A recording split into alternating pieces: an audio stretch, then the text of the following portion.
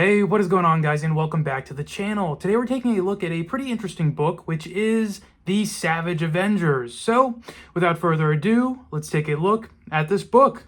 Here is the cover of the book featuring some of the characters that are in here, but do not think that these are all like the main characters in here. Still though, really cool, solid artwork. Here is the side of the book featuring a little Conan on the side there. And here is the back of the book, which says the Savage Horde of Conan, and then there's a little description about what we might find in here. Alright, so what does this omnibus collect first of all? Well, it collects the Savage Avengers run from 2019, number 0 up to number 28, and it also includes its annual. Also in here is Uncanny X-Men from the 1980s, 190 and 191. It's a bit of background context there. And then there is also material from Free Comic Book Day 2019 and Avengers Savage Avengers storyline. So Savage Avengers, I have to admit, this is an omnibus that I picked up and I was kind of expecting not to like it. I thought it'd be similar to a lot of edgy, violent, not too well constructed comics that I've read before, but I was kind of pleasantly surprised that while it is imbued with violence and hacking and slashing, it also is super captivating, and that's all that I ask. I don't mind violence, I don't mind hyper-violence, but have it move the plot forward and tell a story through that violence, you know? Another thing I'll say is that this did start a little bit slow for me. It took me a while to really get into it, but once I was into it, I was like, I need to read this all right now. I can't wait to see what happens next. It's just the beginning is sort of more expositional in what little narrative there is immediately, and also super hack and slash action-packed in the beginning that kind of just like blends into nothingness for me, really. And this might be a personal problem, but if there is a bunch of action and I don't have a good basis to connect it to a plot or a narrative or even just like an emotional struggle between the two characters or multiple characters that are fighting, I get kind of like glazed over as I'm reading or watching. I mean, I'm recalling a specific event when I forget how old I was younger, and I was watching one of the Transformers movies, and it was just this point where for 15 minutes straight, it had just been random explosions, random action, and I realized that I had also been like zoning out because of that. And there are ways to do that subtextually too. It's not like I just need it telling me everything right in my face.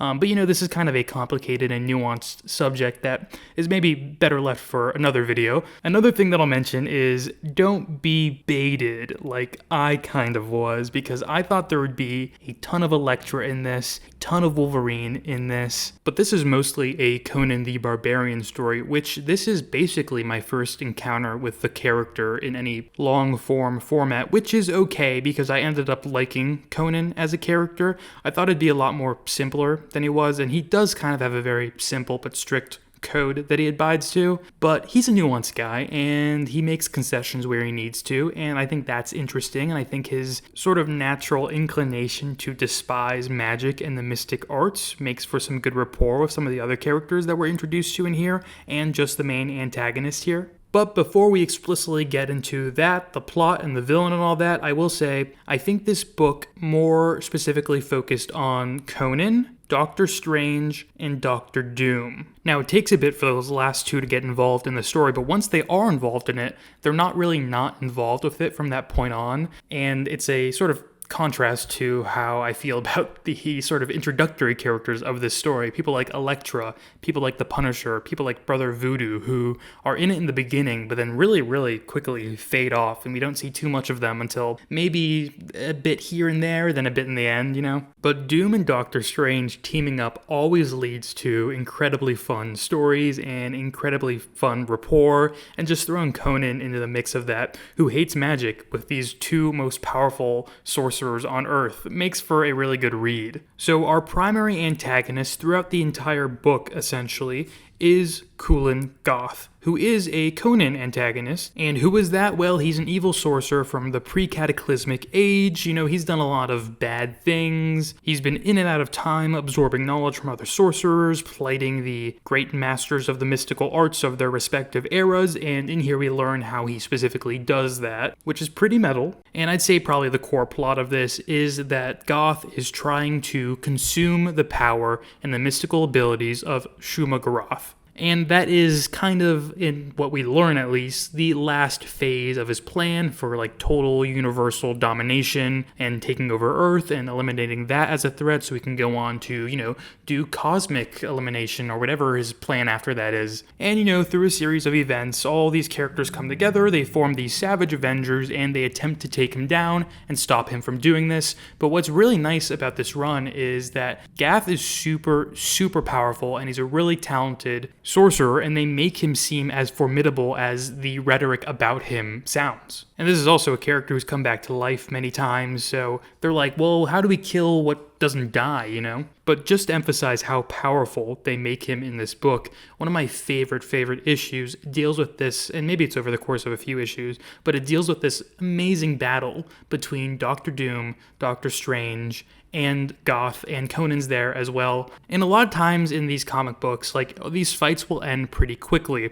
but this one was like, the three of those all against Gath had them almost evenly matched. So everyone was operating at their like fullest power potential. Everyone was going at each other. It was really, really intense. It was really, really emotionally impactful. Everything that was happened had me on the edge of my seat. And I just really appreciate seeing these characters that have been regarded as some of the most powerful in Marvel's history, like Doctor Doom and Doctor Strange, actually be able to showcase that and prove to us that they do have those abilities and they do have those creative problem solving, aspects that they can just pull out while they're doing their sorcery and whatnot. It's fun because sorcery opens up, like, it changes it from just like, shall I stab him here? Shall we trick him? Shall we do like a little reverse and ha into, oh, well, like, let's pull out the crimson bands. Like, this can solve that problem. Oh, but he can counteract that with like necromancy. It just adds so many more layers to it. Not that I don't just like sword fights as well. I love sword fights and I love fist to fist and I love street level stuff,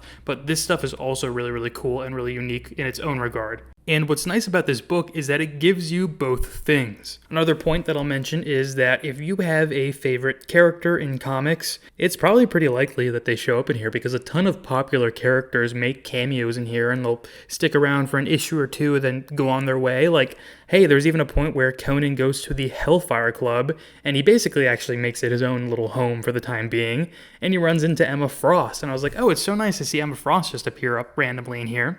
And then there's also, Magik appears in here as well. Now, her and Doctor Strange have a connection, so she's actually in it for a little longer than some of the other characters, but still, not as long as someone like Doctor Strange, Conan, or Doctor Doom, like I mentioned. Even Kang shows up in this. It's just pretty fun. It's a fun read. I've, in the past, been pretty neutral on Duggan. I don't know still kind of how I feel about his writing, but this one puts him a little bit in the green for me. Moved from neutral to green. It's just that I've read his Guardians of the Galaxy run, which I also thought was just, just a pretty fun time, light, charming. That's about it.